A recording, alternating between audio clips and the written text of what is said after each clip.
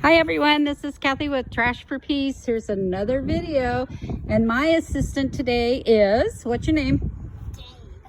Hey Gabe, so what are we going to do today? Okay, what we're gonna do is actually make a volcano. We already got the vinegar and the food coloring, and now we're gonna add the baking soda. Okay, and then what do we need to put in it?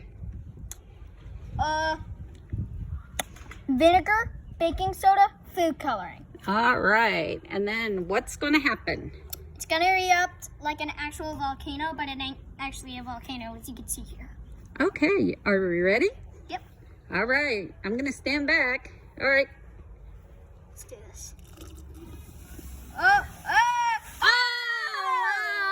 that is awesome. Look at that. Wow. I'm gonna feel it. Oh, that's cold. It ain't actually lava, but that is crazy. What if we went for the red? Okay, thank you, Gabe, for all your assistance today.